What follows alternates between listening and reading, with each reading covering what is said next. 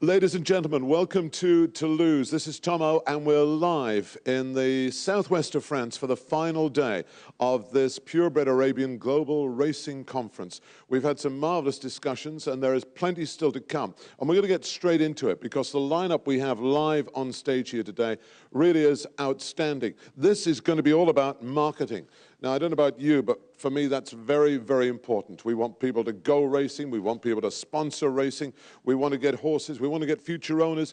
Everything involved in the sport of purebred Arabian racing almost hinges on marketing, particularly in this day and age when we can press a button and talk to the rest of the world like that. So the lineup, I think it's the most impressive lineup we've ever assembled. We've got some of the top guys, we've got a sheikh, we've got everybody. So I'm going to hand over to the man who's going to look after it. He's a man who is one of the top men in Abu Dhabi, in the United Arab Emirates. He's one of the directors of their tourism, their investment. He's a guy who is right on the ball. I'm going to hand the microphone to him now. Ladies and gentlemen, give a big round of applause for Saeed Mubarak Al Hajiri. Enjoy. Thank you, Derek. Today, as Derek has said, we have great panelists. I'm so delighted to be hosting them. And hopefully with you together today, we can take them through the merits of investment in horse racing. I was reading an article in the New York Times, and the article looked at comparing investment in the horse racing versus investment in the cinemas. And they were looking at investment in what they call passion investments, things that has emotional side to the investment. And as they were doing their research and spending one day in the horse racing, they've concluded that investment in horse racing, by far the most emotional and the most increased full of risk investment. So for me, to dig down more into this subject and to understand why people invest in horse racing is a subject that I want to share with my panels today. But before I start with my panel and introduce them, I wanted to give you some facts about this industry, because in order to get into the industry, you need to understand some facts. One thing I found out as I researching this industry, that in Europe alone, this industry has more than 300,000 jobs. 300,000 jobs around Europe is because of horse racing.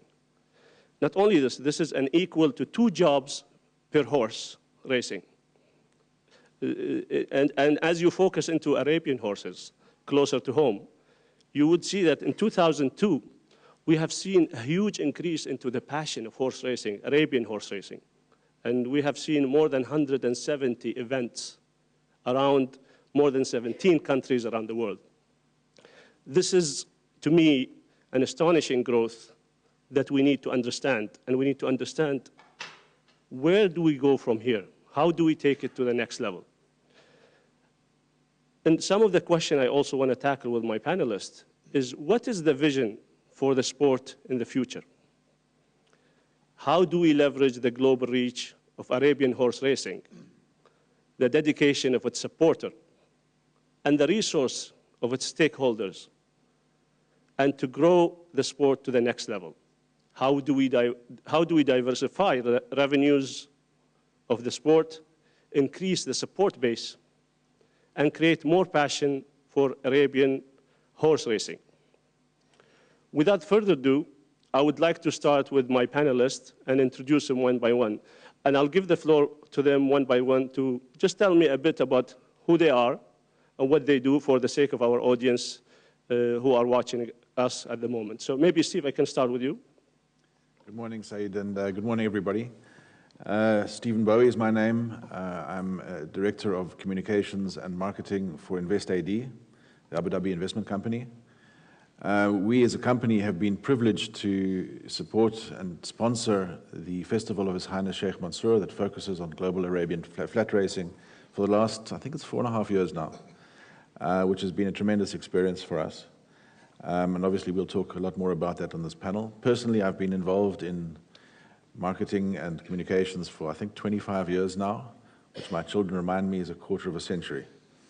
And in that time, I've been privileged, in fact, to sponsor many different kinds of events, from athletics through to wine tasting, through to music, and of course now to horse racing as well. So I look forward to the conversation today. Hamid Al-Hamid, I'm a businessman and breeding and owner of horses in United Arab Emirates. Lara Sawaya, Director of His Highness Sheikh Mansour Festival and Head of Ladies Racing in IFAR. Boutros Boutros, Head of Corporate Communications at Emirates Airline and the Group. And you all know we've been involved in horse racing since the start of the airline, and Emirates is very well known in the horse racing arenas because our sponsorship, probably we are the only airline who have the biggest portfolio of racing events in our calendar. So that's it. Richard Lancaster, I'm Stud Director of Shadwell Stud, owned by His Highness Sheikh Hamdan bin Rashid Al Maktoum. I'm also the Chairman of the Thoroughbred Breeders Association in England. Wayne Hodis, I'm the Senior Vice President and Chief Sales and Marketing Officer for Sam Houston Race Park in Houston, Texas. And I've been in sales and marketing of athletics and professional sports for the past 25 years, in some other sports as well, with the New Orleans Saints of the National Football League and the Tampa Bay Rays of Major League Baseball in similar positions. Matar Liabhouni, Board of Abu Dhabi Sport Council and the head of also the horse committee in Abu Dhabi Sport Council.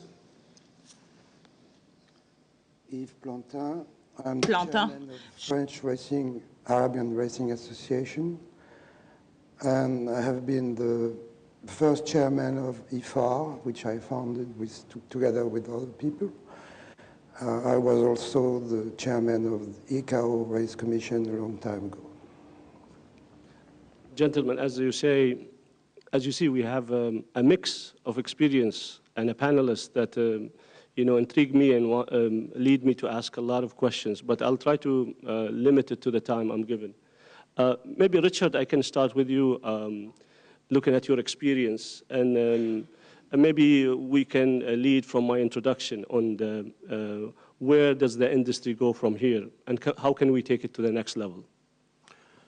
Thank you. I would say that before Arab racing can go further forward, there are about 3 things that it needs to address. And these do need to be addressed urgently, because to gain the credibility to the outside world and to expand the popularity, Arab racing, just like any other sport, nowadays has got to make sure that the integrity of the operation is absolute paramount. First of all, the questions of registration. Now, I'm sure I haven't been here for the earlier parts of the conference, but I'm sure this has probably come up. But there have been too many cases recently of questionable registrations.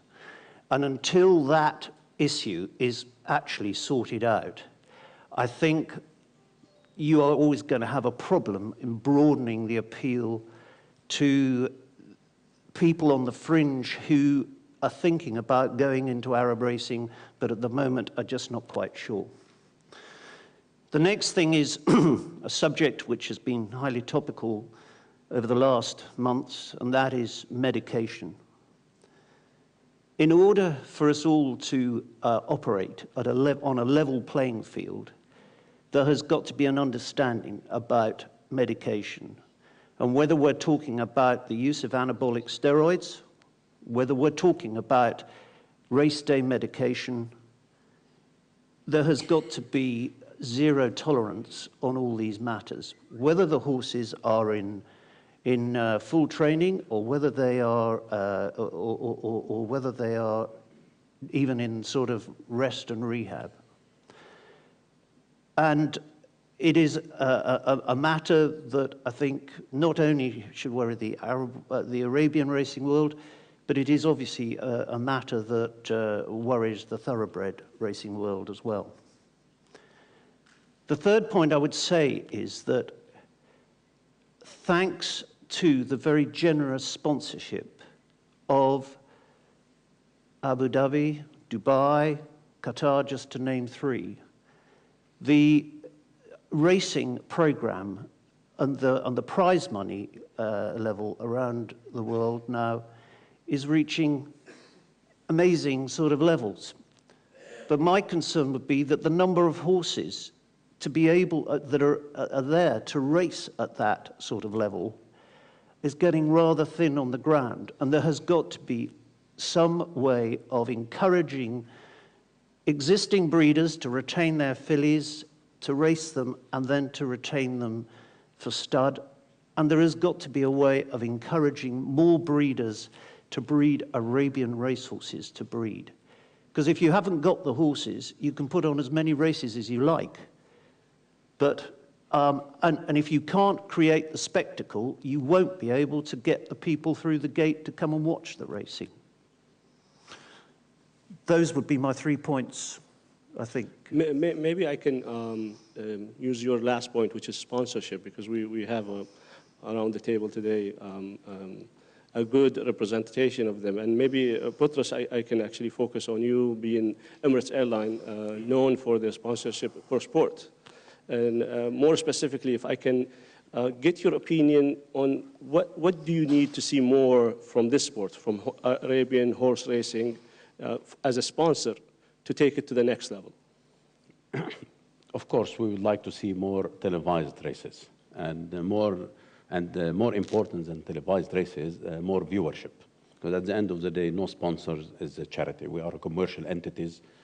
We aim at profit, and the profit, it's not necessary to come in terms of investment. It comes in terms of TV coverage and print coverage. Like Richard said, you can do as many races as you can, but if you don't have horses and champions, unfortunately, Arabian horses so far, we don't have a real champions you talk about. So if you go to the thoroughbred, you see like the Millennium, people talk about him for 20, 25 years. And like everything else now in sports, even whether soccer or rugby or cricket, what's making sports now big are it's becoming a celebrity action apart from sports. So you go tennis, it goes up when you have 2, 3 good players. Soccer, of course. Horse racing the same, because you know the race itself, it's 1 minute or 2 minutes. And this is the 2 minutes of fame. But for some sponsors, it's very well known in our industry, continuity, what generates impact, generates awareness. And the 2 minutes, they are not continuity. That's why if you look at our portfolio, we sponsor Godolphin, because Godolphin, they race in more than 100 televised races. So really the key thing is the organizer is how to make their races appealing to public, which I think with Sheikh Mansour initiatives of organizing such a conference like here, organizing the events surrounding the conference and races these are good initiatives. But of course, we like to see more of them, because you cannot rely the whole industry on His Highness Sheikh Mansour to finance it. Yesterday, I asked Lara the same question. It's like we like to see other countries being more involved. And again, when other countries involved and other horses from other countries involved, it will generate more public awareness and more popularity. That's a great point. I think I'm looking at the panelists today and the experience we have on the table. One of the interesting experiences is we have a person here who has a master in sport management. Maybe I can focus on you, Wayne, given your academic experience and your actual experience. And looking at the room today, looking how international the sport, the Arabian horse sport has become. And it has some very influential, capable, and passionate supporters, as Boutros alluded to. How can Arabian horse racing use these strengths to grow the sport? Well, I think, you know, as Boutros said, basically, you know, any sponsor is looking for a return on investment.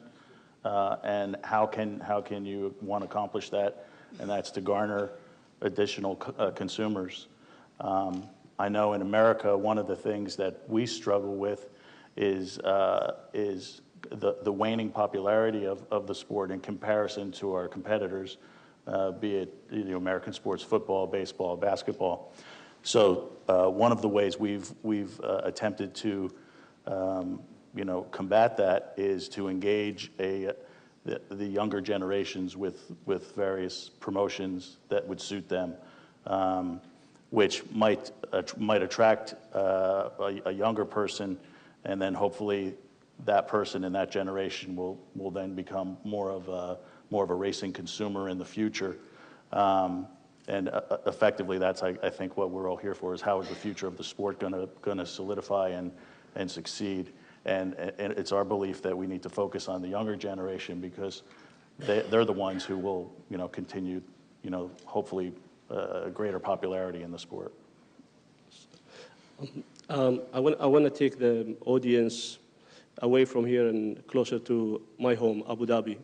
And I want to take the opportunity to ask Sheikh Hamad Al Hamad, who's one of the leading breeders and investor in the horse racing industry. And I really want to focus on his personal experience and how does he see it from a perspective of an owner, and where does marketing takes the sport from his perspective.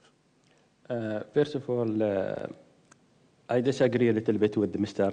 Boutros about the horses. And, he talked about thoroughbred horses, and he didn't talk about Arabian horses. We have Al Kahila, we have Al Anud, where is unbeaten horses in the world. So this is only for your information, and they are very famous horses in the world. If we see in United Arab Emirates, before 15 years, the breeding horses in United Arab Emirates, maybe it's not exceed than 60 horses. Whereas in 2010, we reached to 500 horses bred and registered in Wahoo. Last year, we reached to 668 horses bred and registered in Wahoo in United Arab Emirates. What's that mean? That means that there is a lot of movement of horses in United Arab Emirates in and out. Where is very good environment for the marketing and to market a lot of products through it. We have Dubai World Cup. We have Kahila also World Cup, the largest prize money in the world. That one, it creates a lot of media, whereas the marketing people, they should go in it. Before they go to any sponsor, any race, there is a media, there is a newspaper about it, there is somebody talking about it. Yes. Now, if we see an example, when we start the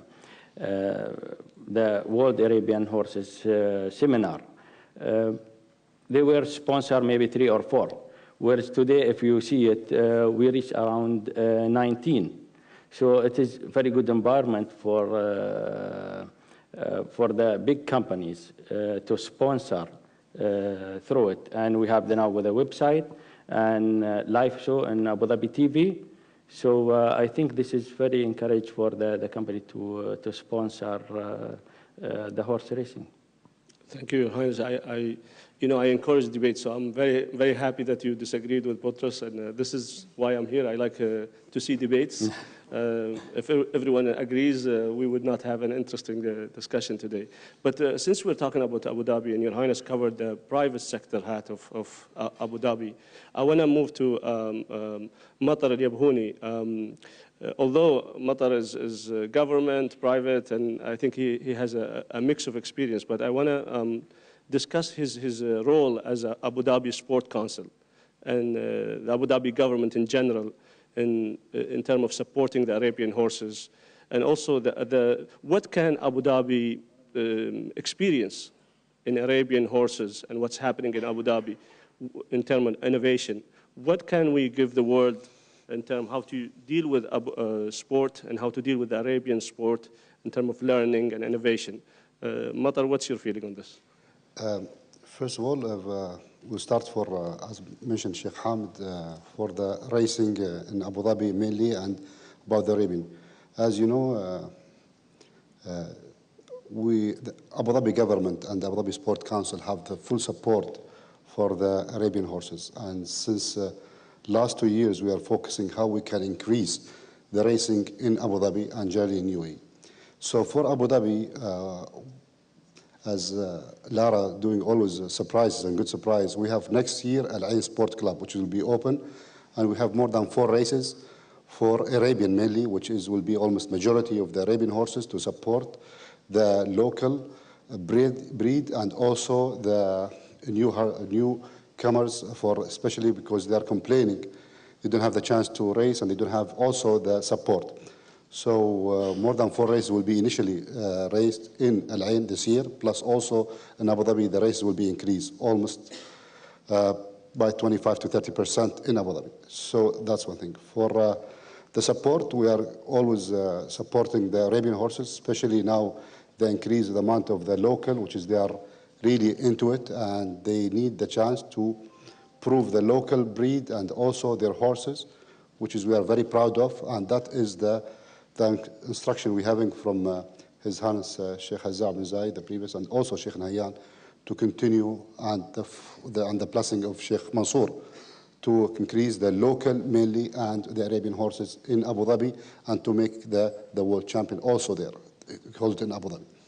For outside, I think as we see the cup of Sheikh Fatima and Sheikh Mansour is giving the great example how for the world, how we are investing and how we, Lara Sawaya, she's doing a great job to support this and to also to make it worldwide for either for the ladies rider or for the young riders, the locals, to be, today we are very proud to have Ahmed, to have Saeed, and we have also, hopefully by next year we'll have a new young lady is joining to be one of our riders. And also, I would like to thank also Salma from Amman. She's a professional rider and she's one of our, we are proud of her to be in UAE to race in flat race.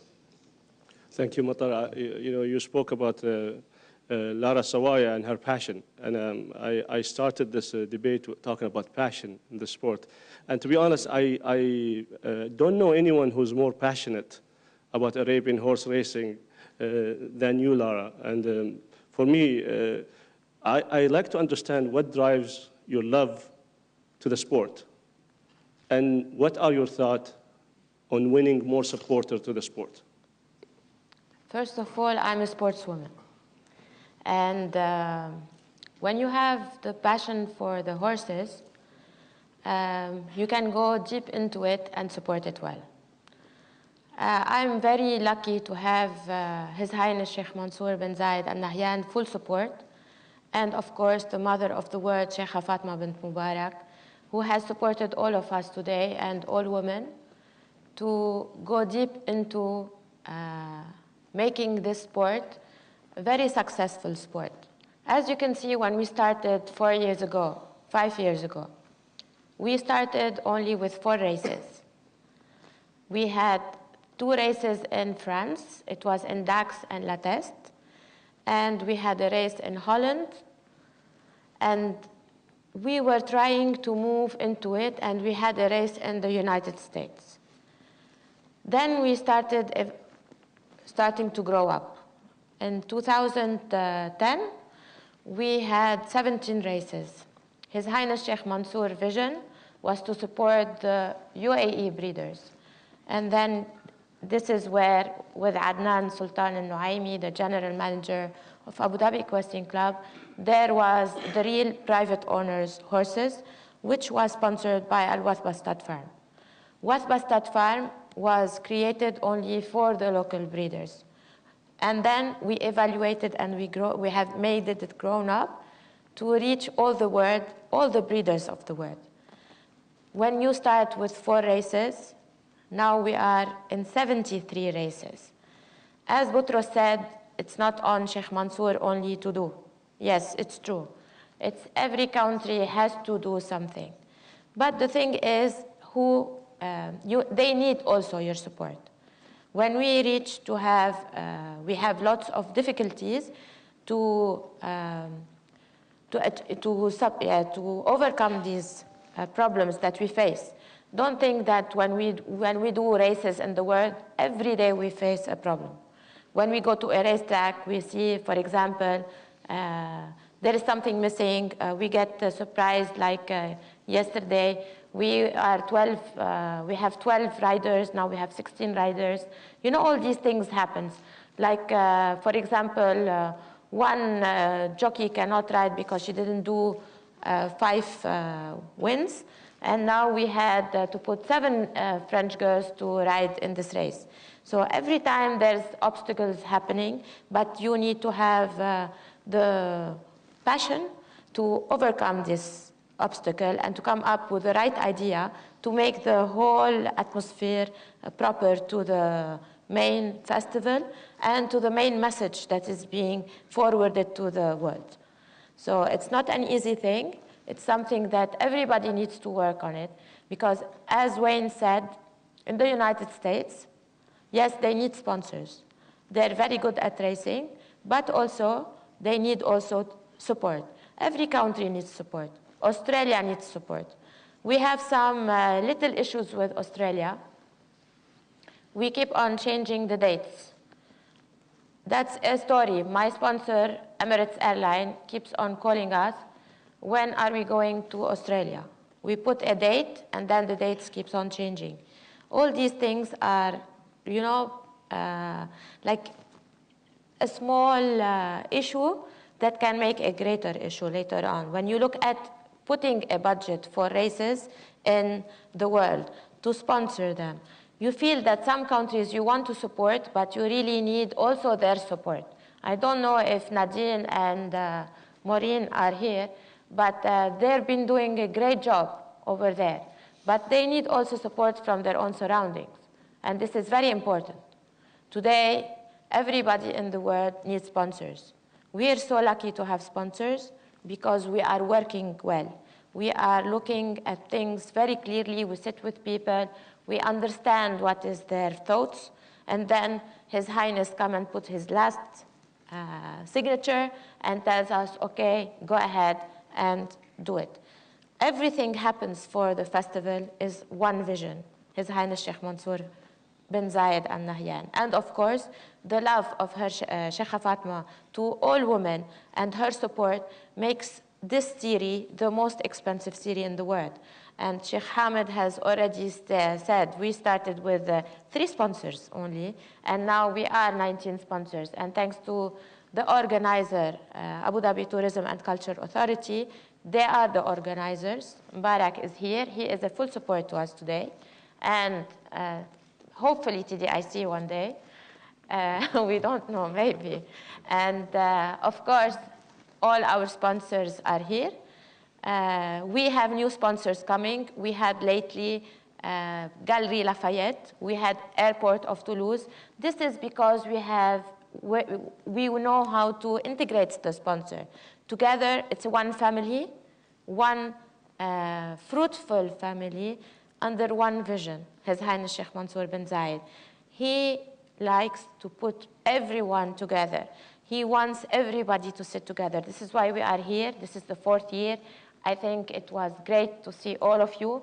We are 300 people in Toulouse. This is a big number. We are responsible of bringing them all here, making them enjoy Toulouse, discover Toulouse, discover the World Conference and the races of the festival. I think, let me anchor what you're saying, Lara. I think Sheikh Mansour, without the support for the sport, as Lara described the challenges that the sport has, without the support, the passionate support of Sheikh Mansour, we would not be here, all of us, and the sport would not reach where it has reached today. You know, I want to bring the discussion closer to Toulouse, closer to France, and maybe I can ask Yves. We have seen in these days we're in Toulouse, a real interest and support for the Arabian horse racing in France. For me, it's a pleasant surprise. I would like to know, how did you get the sport to this level in France? And where do we go next? Yes, of course. First of all, we are very grateful, I have to say that on behalf of the French Association, for all the support we received from the Gulf countries, and especially from Sheikh Mansour, but also from Qatar and Abu Dhabi and Dubai. Of course, now our racing program has been growing a lot, and if we look backwards, we'd be very surprised to see that, for instance, 25 years ago, we only had maybe 15 races, you know, whereas today we have. Of course, I cannot, I have to talk on behalf also of the breeders, because I'm a breeder myself. And this industry of this sport couldn't live without all the small breeders. And we also have to think of the encouraging the small breeders, and for that we need a good market. Nowadays we are facing a situation where there are a lot of big stables, and of course we need these stables, but at the same time we also need the small breeders. And for that we have to have a good market, and I just want to insist on the fact that it is good that those stables keep buying horses, you know, keep buying the best horses. And that's what can make a living for the small breeders. Thank you so much. And I think I would like to thank you for the support we have here in Toulouse and support for the conference. Stephen, perspective of an investor. InvestAD is a sponsor and long-term sponsor for the Arabian horse racing, and we like to thank you first for that. But from your perspective of sponsorship, does the sport bring you lead to investment? How do you see yourself benefiting the most out of the sport, and what can the sport do more to attract more sponsors like you? Thanks, Saeed. You know, at InvestAD, and I said this at the press conference at the start of this conference, you know, this sponsorship is very good. And it's good for a number of reasons, because it has grown very fast, because there is a passionate following, as you mentioned, and because there's a vision that drives it, and also because it works through not just sort of top-level races, but down to grassroots races, and then through to conferences like this, where you get proper debate of the issues. So that's, for a sponsor, this is really important, that you see that kind of integrated approach. But I think if you look forward, and the other part of your question was, how do you grow that?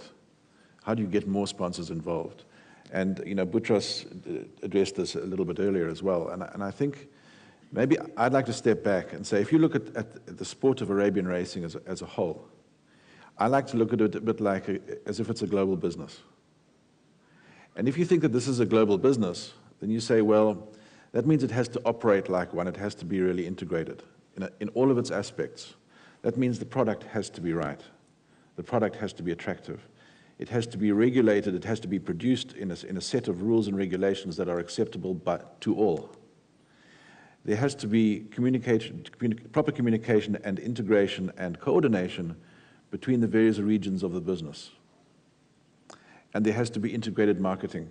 And there has to be consistent marketing and a consistent message that gets brought across. That's what all good global businesses do. Now, my sense is, as an outside observer, if you like, is that while a tremendous amount is being done now in recent times to pull together that kind of integrated approach, there's still quite a lot to be done. Certainly, and I've been listening to the debates, I mean, debates around rules and regulations and so on, there's still some way to go. And I see that also on the communication side. I've been doing a little bit of research in the last few days in preparation for this session. And the very simple research is, who are the heroes in thoroughbred racing? And I pretty much get a very straightforward response, which has to do with Secretariat. I then ask the same question and say, well, who are the heroes in Arabian horse racing? And it's a very widely diverse response that I get. And actually, usually the response goes together with something like, well, different countries will have different views, and it's because of their breeding, and it becomes a breeding discussion. So that's quite interesting. And that's, if you think about how, if you want to build a brand, the Arabian horse racing brand, those sorts of issues and that kind of clarity needs to come to the story. And I think, just to reflect on a different kind of business, think of Apple and think of Steve Jobs. What was he really good at? He was really good at making his products heroes. He would stand up and introduce an iPad or an iPhone or whatever, and people would go, wow, that's fantastic. So for me, the question is, how do you make Arabian horses heroes? How do you, that passion that you talk, because I mean, I see the passion here. What I'm seeing is that the passion is quite internal. We all share and talk about Arabian horses, but I don't see that externalized to the wider world and presenting to the world our heroes, so that in a way that they are really excited. I think that's the challenge. If you really want to get more sponsors, that's what I think, Boutros, you were referring to. You know, it's that kind of story that needs to be told. That's an interesting angle into sponsorship. I think I do see the energy. I do feel the energy here in the room, and I think how do we channel that energy to the outside world and expand the circle of influence? I think that's a great takeaway from this discussion. You know, I want to focus the discussion more on personal experiences, and as I look around, Wayne, I see that you've been involved in Major League Baseball with the Tampa Bay Devils, and the NFL experience with the New Orleans Saints. Interesting industry, completely different. It's a sport industry, completely different industry, and very much a U.S. Major sponsorship challenges, you name it. What from that industry can we learn and bring to Arabian horse racing, let alone horse racing? Well, those two sports in particular in America are the National Football League and the Major League Baseball are the top two in terms of popularity. I was watching CNN the other day, and they had mentioned that in American dollars, the Premier League in soccer on an annual basis did about a little over $3 billion, and which would rank fourth in American sports ahead of the NHL, the Hockey League, but slightly behind the NBA and Major League Baseball. And the National Football League does about $9.5 billion annually, which is almost triple the Premier League. So the popularity is already there. I think from a timeline perspective, back in 1969, 1970, is really what the comparison should be, not to today's NFL. And in 1969, 1970 is when the National Football League was in its industry, and some innovators like Pete Rozelle, the commissioner back then, and Al Davis, who was the owner of the Oakland Raiders, realized that from a marketing perspective, they had a long way to go, and they engaged the community by showcasing their product. And similar to what Boutros was saying earlier, how did they do that? They did that through media rights, and what they went out and they sold their product, and they got their product on TV, and that helped eventually make it more global. So I think to the extent that it's possible, you know, getting Arabian horse racing from a media perspective on TV, even similar to that of thoroughbred racing. You know, it's ironic, Stephen mentioned Secretariat. Today's the Belmont. Today's the most famous race in American history, when Secretariat won by 31 lengths, ultimately, you know, securing his place in history, because there have been Triple Crown winners, but there had not been one to win by such a margin. And I think that's what you're up against. If you can get an Arabian horse that has done something like that. And then that kind of leads back to the breeders and racing. If you can get a champion of that sort, you can then publicize it. And I believe there may be some horses now that could be publicized. And I think Lara's doing a terrific job from a global perspective on with bringing festivals to different nations. I know we race thoroughbreds and quarter horses, and we race Arabian horses during our thoroughbred season. And ultimately, the popularity just in our city of Houston has gained over the past 3 years since we've had the relationship with Sheikh Mansour. I want to answer Wayne Hutz. Wayne, we have champions. The Arabian horse racing have lots of champions. We have, for example, Al-Anud. She is history. Mizna, the best horse. She's a great horse. We have Munjiz. We have, I'm talking about our horses. What Bastard Farm horses. We have stallions like Bibi de Carrère. This is a champion. And they are good stallions, and everybody wants Munjiz and Mahab and Sir Dalbret. You have a very nice sandwich in the United States. The best horse I've seen, beautiful champion. Burning Sand, you have TM Fred Texas. They're all champions. We already have a signature in champions. Mamoun Demolo, he won the Kahela Classic, and it was a great horse this year. So there are lots of champions, but there is one thing, maybe we need to get together more in order to have greater champions. But because everybody is interested in the thoroughbred world, this means that the Arabian horse racing is backward. But no, we are not backwards. We have a web TV, which is Sheikh Mansour Festival has created something for all of you. We have created, His Highness has created something called a web TV, which all the world now are on it and are watching you in this minute. This has never been done in the thoroughbred world. We had an iPad application, which even the thoroughbreds do not have. Horse racing, we have it, Arabian horses. We've done it in 2010. The thoroughbreds, until today, does not have it. We have a book, which has been, we launched it last year. We launched the 2nd edition this year. And yes, it is the book of His Highness Sheikh Mansour Festival, where all of you are there. In this book, all the countries are there, all the races are there, every single country is there. So this is something where the thoroughbreds do not have. We have a good marketing. But the thing is, you need to get together more. We've done our job, it's your job now to come closer to each other. You have problems, let's talk in the workshop. Let's not sleep on our problems. Talk about it, finish it. The question that was raised yesterday should be open today in the workshop. And yes, Khaled and Nabuda raised a question, or Faisal raised a question. This has to be Derek Thompson today's job at the workshop, and the first thing to do. You need to close your subjects, close your problems in order to evaluate and grow bigger. We start saying sponsorship, sponsorship. We do our job, but it's up to them to do their job. This is very interesting. I know this will open the debate, so I'm excited. As I said, it's passionate sport, so I'm excited the passion is there.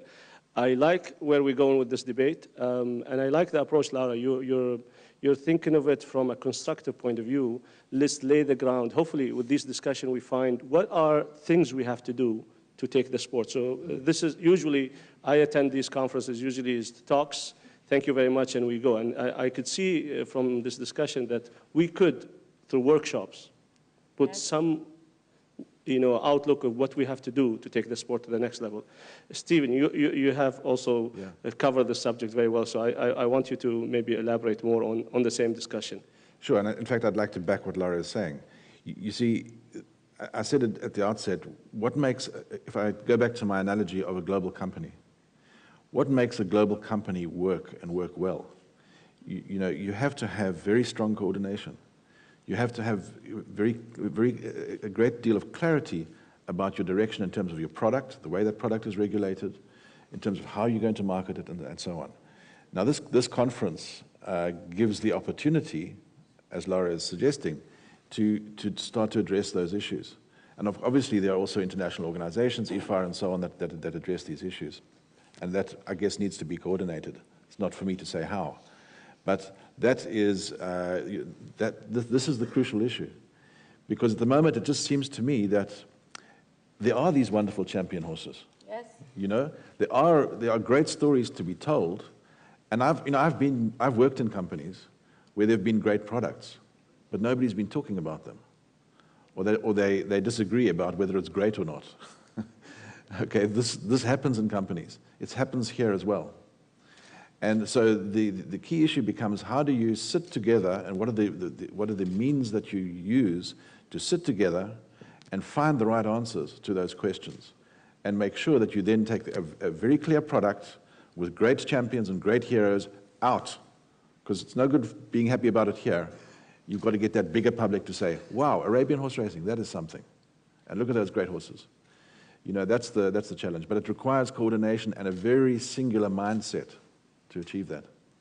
I can say one thing on his word, that today, the festival of His Highness Sheikh Mansour Festival, this is a landfill of thoroughbreds. Always our races are in the big days of thoroughbreds. Yes, we know how to integrate. We know how to put the races inside a big race. We were in Black Caviar Day. We were in Old Frankel in Newbury. Every time we are in a race, we are in a big day, we take all the show. The show of the thoroughbreds, we take it. That's Arabian racing. It's know how to think. Think well. Richard? This is what we need to do. We have to go and integrate in places where we are not welcome. Richard, maybe you want to say something? The Arabian racing is no different to the thoroughbred racing in as much as that there is a fall-off in popularity. We have to face up to the fact, racing in general, because some way racing is not engaging with the young. The young, it doesn't have the sort of attraction that other sports have for the young. And we're seeing this in UK, and I know that they've got the same problems in Ireland, and actually, I think here in France, that the young people are not engaging. Now, that is the problem. And racing in general is having this problem. It's not just Arabian racing. And we can sit here and we can talk up our sport and we can actually make it sound great, but as I think Steve said, you know, unless you get out there and actually convince the people that it is there. And I have to say, you know, I go back to what I said at the beginning. There is still a credibility gap there, especially with the thoroughbred people. You'd have a lot more support, I think, if the credibility factor could be overcome. There are lots of people in the thoroughbred world who question the horses, they question the way that things are run. That has got to be overcome. These are basics that have got to be overcome before we can actually build on these other successes. You know, Boutros, you don't know if Your Highness, maybe you wanna challenge the subject. The work, it will not finish for the Arabian horses or any horses in the world. Everybody, we are waiting for Khaila Classic every year for this cup. Abu Dhabi, what they done? They completely done something else. They done Sheikh Zayed Cup, Sheikh Khalifa Cup, Sheikh Fatma Cup, where it's moving from one country to another country to promote the Arabian horses in the world. So that one, it is now everybody and all the companies waiting for this races, where it is and where it's moving, so they can sponsor it, because they are in France, they gone to Sweden, they got to Holland, they got to Germany, they gone to United States, so to Morocco and a lot of countries also. So that one also increased the numbers of Arabian horses in the world and the interest of the people to own and train Arabian horses. Boutros, I don't know, you started the debate without knowing, but I'm coming back to you, so you're guilty of starting this. I had the privilege to speak to you last night, and we discussed sports sponsorship in general, and you know, Emirates Airline, one of the leading sponsors. I see the audience here are a different type. They're passionate, the owners, and there is the breeders, and there is the organizers.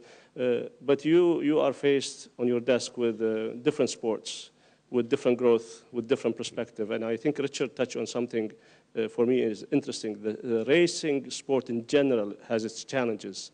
It's not Arabian horses only, it's not thoroughbred. The racing industry it has its challenges in terms of sustainability as a commercial entity going forward into the future. How do you see that from a perspective of a sponsor looking at the wider scope of marketing? Look, for us, being in horse racing, which means we believe in it. Otherwise, we wouldn't have been there. But like Richard said, and let's face it, horse racing has two audiences, the rich and the gamblers. And that's why a lot of companies, they shy away from horse racing because it's involved gambling and it has a very negativity. And even like here in the West now, if you are a gambling agency, you're not allowed to advertise even. So they are going after gambling even worse than alcohol or anything else. So this is one of the challenges. Now, for the Arabian horse racing, it's so far it has been pure and clean, and it's very good value for money. And let's not fool ourselves here and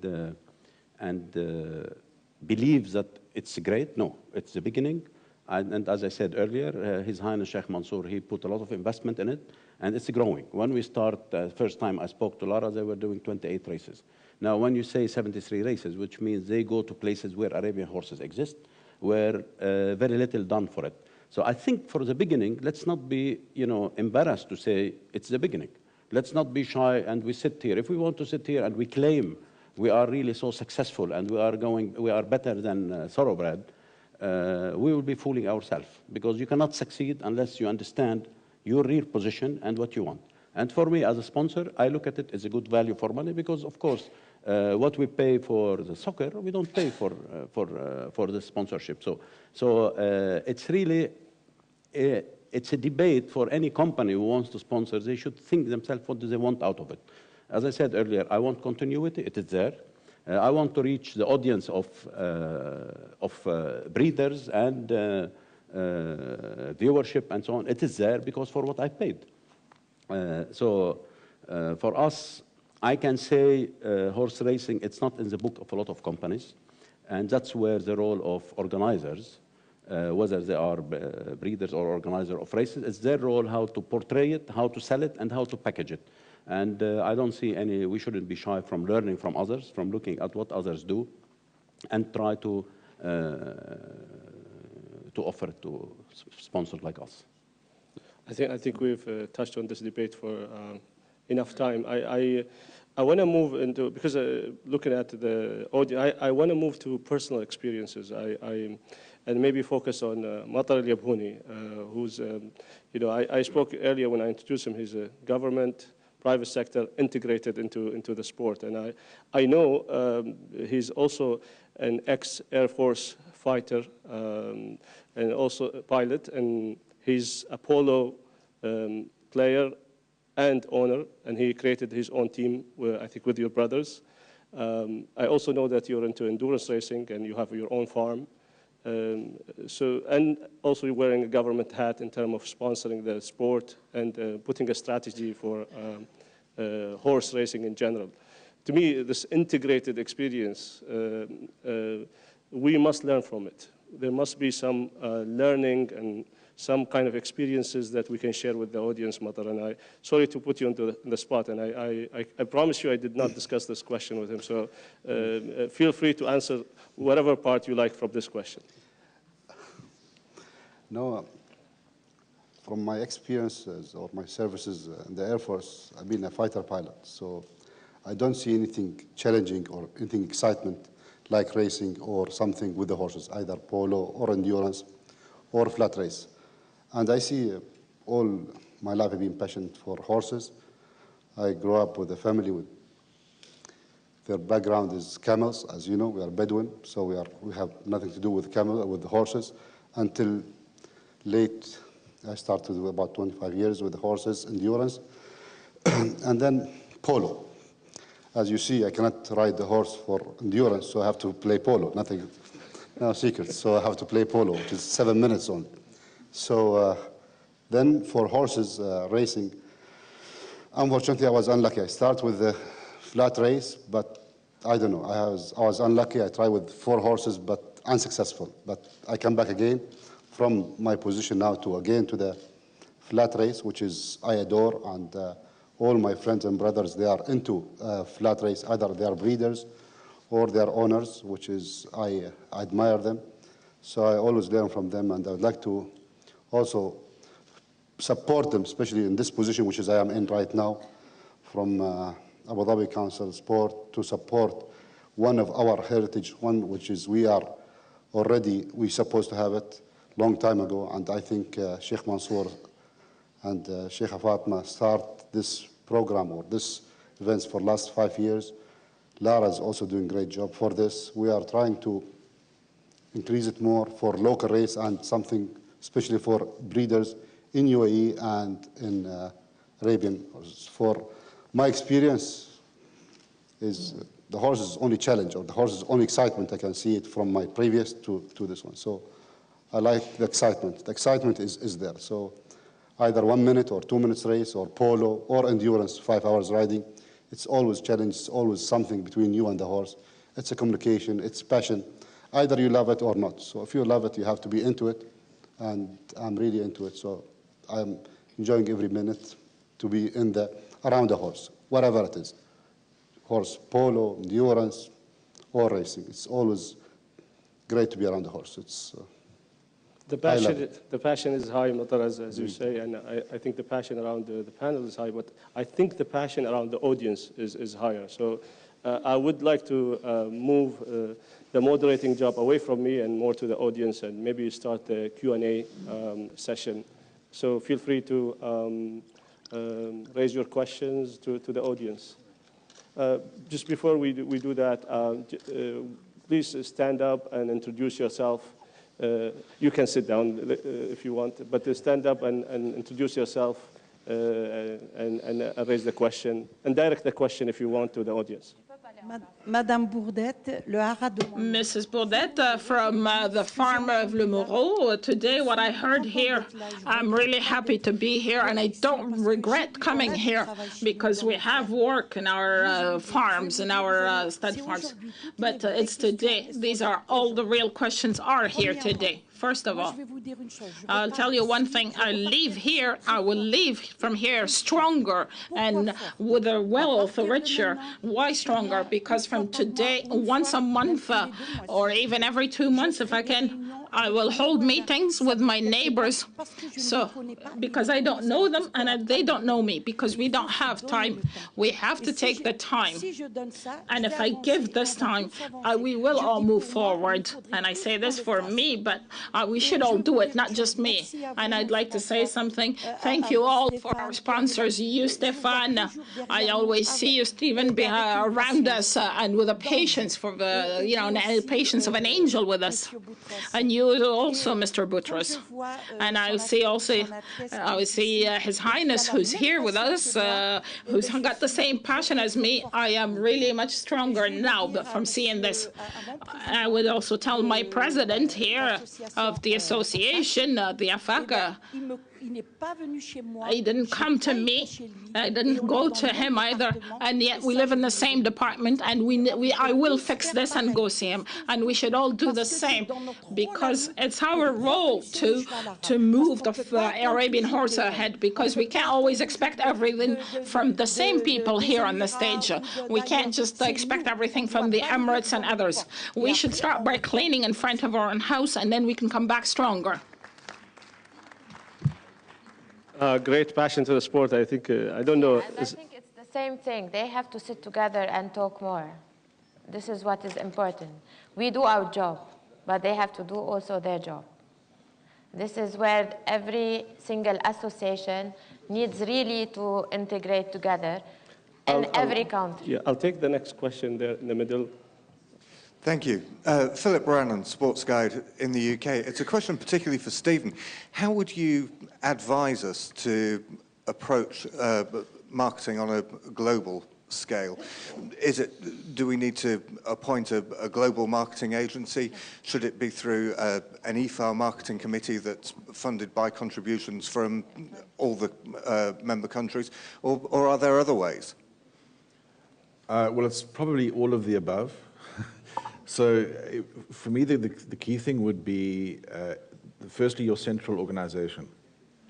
And to go, again, my analogy, a global business will have a global marketing function.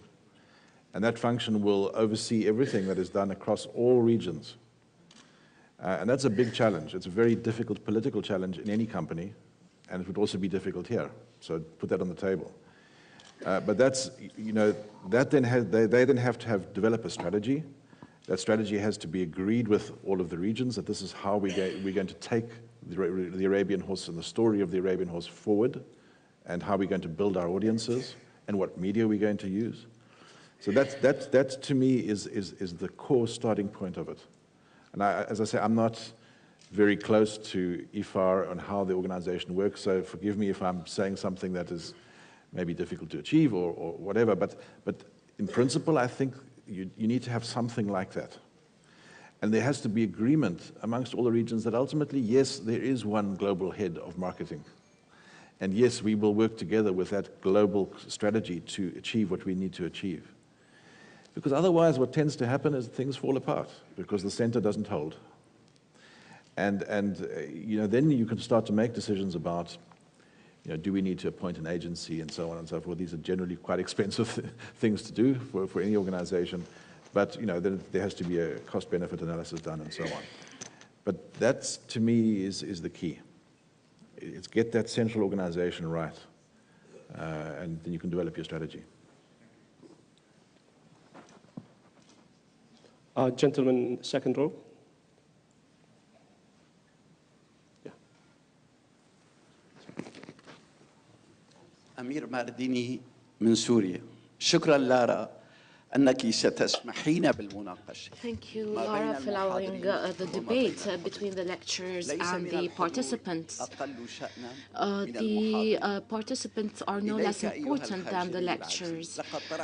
Al-Hajri, my dear Al-Hajri, you have posed a very important question concerning the idea of allowing a certain percentage of anabolic steroids. Does this not influence the results?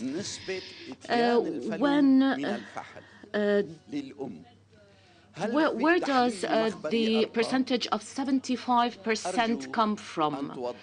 The influence of the mare, where does this 75% come from? The United Arab Emirates is a winning country in many fields, including this. We have a friend who is looking for the right stud for the right mare. You have to benefit from his experience, and we have to benefit from the experience of the young breeders. We will answer your question during the workshop. Your questions. Khalifa Hamid from Abu Dhabi. And Boutros. Boutros said Arabian horse racing does not have champions. And of course, Lara and my uncle said that they have a few. And thoroughbreds, they have their horses like Frankel and Black Caviar that you've seen recently. They've been very well publicized. And this brings the youth into, like the outsiders, people that are not horse people, into the sport because they see these horses, they hear their stories in media outlets. And my point is, Arabian horses, no matter how good their like how good, how big champions they are, they do not get the same publication. Like on the BBC, their stories, 22 wins, 23 wins. It's not publicized. So what are you doing to do that? Shall I answer? Yeah, sure. Okay. First of all, I want to say I'm very proud. We are also proud here for reaching a point where your question about Frankel and Black Caviar. We always had good horses. The festival is only 5 years old, and he brought all of you here. We started with this conference in Abu Dhabi, and today we had 90 people in the scene, and today we have 300. You start little by little, but the only thing we are trying to do all our best, and His Highness Sheikh Mansour bin Zayed is pushing us to do what is needed to make the sport, the Arabian racing, more involved in the world, like in the thoroughbred world.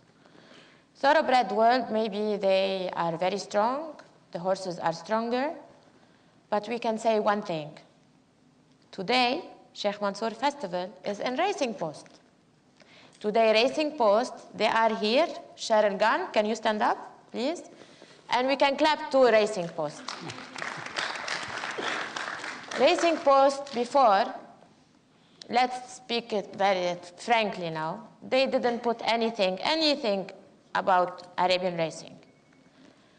Racing Post now puts the calendars, and Jenny Haynes is here. Today, all ARO, Arabian Racing Organization, cards, race cards, are put with the colors of the owners in Racing Post. And this is only because we, the Festival of Sheikh Mansour, under one direction, His Highness Sheikh Mansour bin Zayed, has pushed us to make Racing Post a good partner, and that's why you see their logo with the Festival of Sheikh Mansour. I answered your question. Boutros, the question also addressed to you one way or another. Maybe you want to... To me, I don't really have the answer because, you know, I'm as a sponsor, but like Sarah said, they are working. It's very short time in the history of organizing horses, 5 years. It's very difficult to create. And I said in the beginning, you need stars. Yes, probably you have stars, but nobody talking about them. So probably a lot of other activities, and what, like Sarah said, inviting journalists. Lara, sorry. It's okay, it's very close. So probably we would like to see more horse racing journalists in it. Probably the marketing side has to be a little bit more global. Because at the end of the day, the horses cannot talk. You know, somebody has to promote them. It's not like a player. You can put them in a press conference. So it's not easy. And for us, we sit here and talk, but it's not easy to achieve what you want to achieve. And today you are live, Said. We are live 3 days on TV. This never happened before. Television to put the screens. Abu Dhabi Sports TV is live since 3 days. This is something really, it's air TV. This costs too much money. And here the investment is there, but we should think how to invest it properly in order to make all the attention around the Arabian racing clear and with no problems. The most important thing is today you have Equibase, you have Racing UK involved, you have Channel 4, hopefully they get involved, but Racing UK has broadcasted our races and has shown all the presentation. Years before, they cut the presentation and you don't see after the horses run, close the deal, that's it. Today, no, Racing UK showed all the races, all the presentation, all the interviews. This means we are moving forward on the right path. Next question, I think. Khalid Nabuda from United Arab Emirates, one of the breeders there.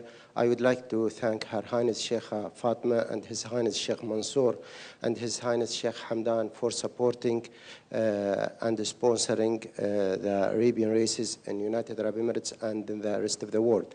My question to Mr. Matar, I would like him to sponsor more races for the local bred back home. As you know, sir, that in any race, the entry, it goes to up to 80 number of horses, and the declaration, it goes up to 30. But as you know, we have only 16 start gate.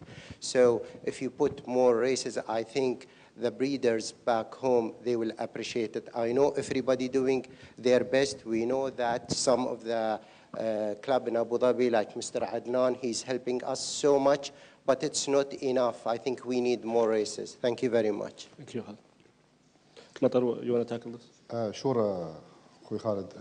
There is a plan to increase the races, and already we started with also Adnan, and especially we are opening now the Ain Club, the Ain Sport Club, which is this year will hold more than 4 races. This is the start, and we promise you, we are going further for that to also to invest and support the local breeders, especially local breeders, and the young breeders also for the Arabian, especially either I'm talking about Abu Dhabi and Al Ain. That is, we promise you that. Thank you. Question in the back. Oui, bonjour. Yes, hello. First of all, I'd like to thank you because there are few associations of breeders who are as well supplied or supported as you do it. For us, it's really rare for what I know. And also, I wanted to say, wouldn't it be necessary to put in place an international research center to promote and especially to help the evolution of this race, and so that there are the diffusion to the smaller and bigger breeders like ourselves. Thank you. You want me to speak in French or in English? Okay, I'll speak in English just for the web TV to take it clearly. We started this conference, as I said, 4 years ago. Yesterday, I had one similar suggestion from our colleague from the UAE, that the UAE breeders wants to have the same setup you're saying, a box of putting their some fees inside in order for research and these things. Today we can say one thing. Things need to go step by step. Today we are here, we talked. We still did not go through the main issues as we leave it up to Derek to go flow with the workflow of the workshop. The most important thing is when you need to invest in such a thing, you need to have all of you already on one line, on a straight line, moving straight ahead. Until now, you need to communicate more. Maybe next year is a better year to do this thing, because now I think still what we had seen in this conference between different countries, different breeders, different trainers, to evaluate this project, I think maybe next year would be a better, proper year to come to such a thing. Thank you, Laura. A question in the back here. Mats Kenberg, Sweden. First of all, Boutros, I completely agree with the fact that stories need to be told, and stories about the heroes, the horses. Then I would like to, on behalf of Laura, say, it's often in those debates that people say, why can't you do this? Why can't you do that? The creation of stars, the creation of what has given Black Caviar 44,000 fans on Facebook is not an organization or a sponsor. It's the people behind Black Caviar. The people that make Galileo a very well-known horse, or the people behind Galileo. It's up to each and every one who has a star to promote it. FIFA does not promote Zlatan Ibrahimovic. Zlatan Ibrahimovic promotes Zlatan Ibrahimovic.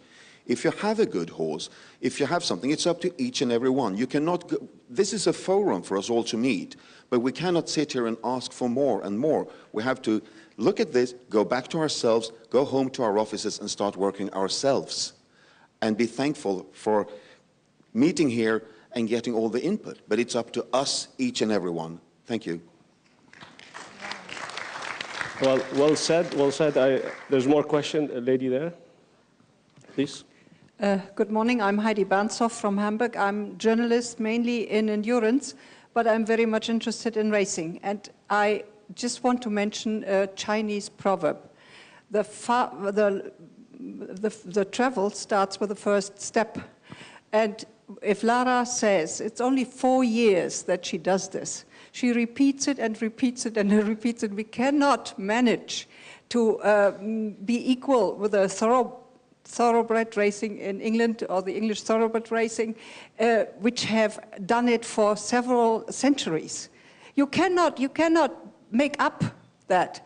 And if you learn from them, okay, but please do me a favor, don't compare these beautiful Arabian horses to the English thoroughbreds. They are completely different.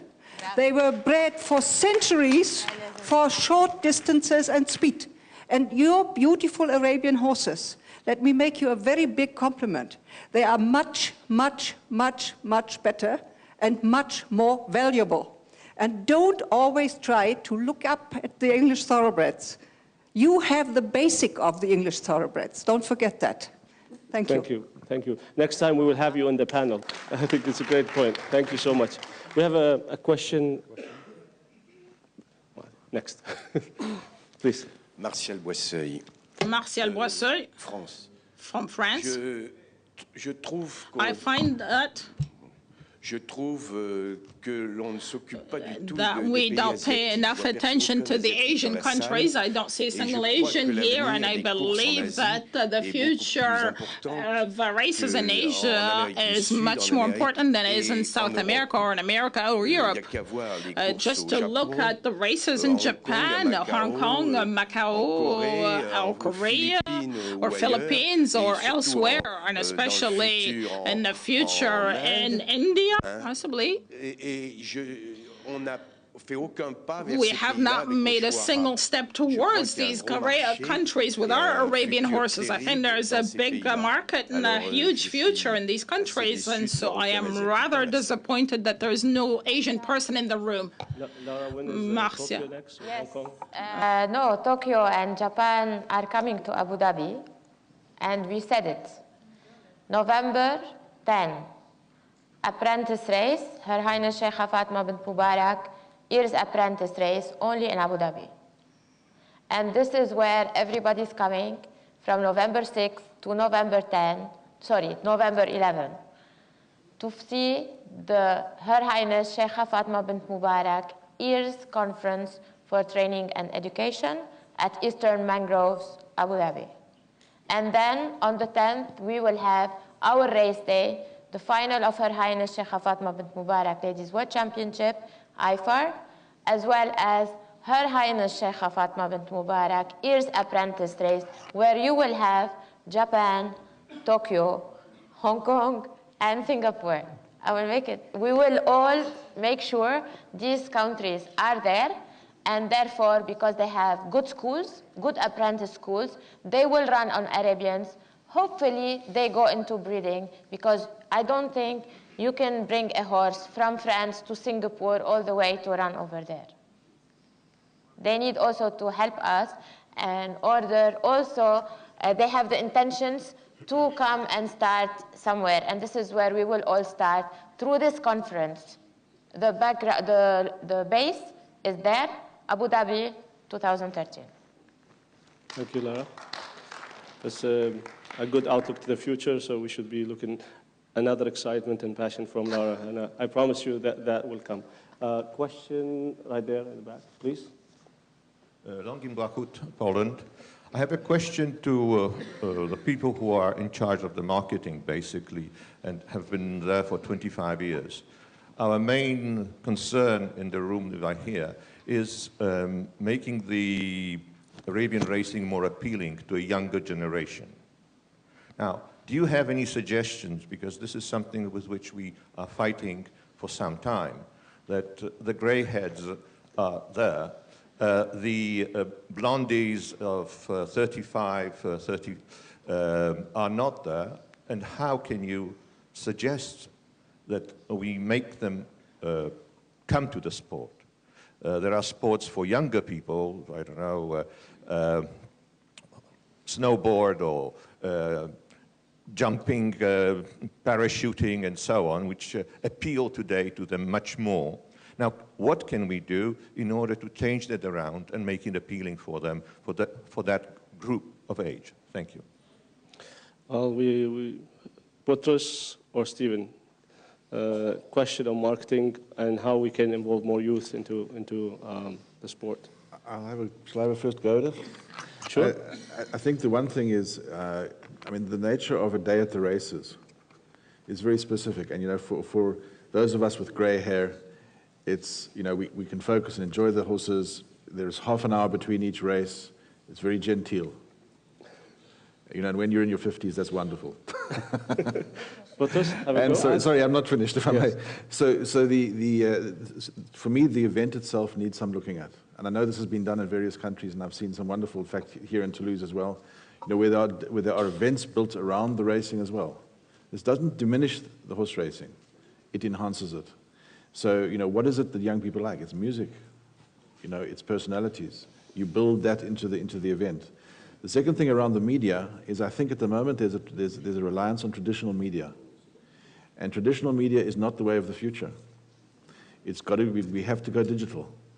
And if Arabian horse racing is not right there with Twitter and the various other social media, it's not going to happen. That's absolutely crucial for a younger audience. Just some thoughts. Boutros, I think from my side, it has to start from the grassroots. Again, it's like any sports. If it's closer to the public, it becomes more popular. So we have to allow youngsters to be closer to the horses by either subsidizing them, because now riding is a little bit expensive. So young generation in UAE, I see the sheikhs, they've done enough by giving horses, by encouraging everything, the whole industry. But what's still missing now is the subsidizing of horse riding. And that's where any sports, we all know, the closer to the public, it's something very about passion, about emotion. The closer to people, the more popular. So to me, it's like my daughter, you know, ride horses, and for her, like, you cannot even criticize her horse, you know. So they get, it's like any pet, so people love them. So the more you make them, and that's where I can talk to owners or anybody else, they should make it more affordable and more accessible. And I guess that's probably the start to build up the population you want and the popularity.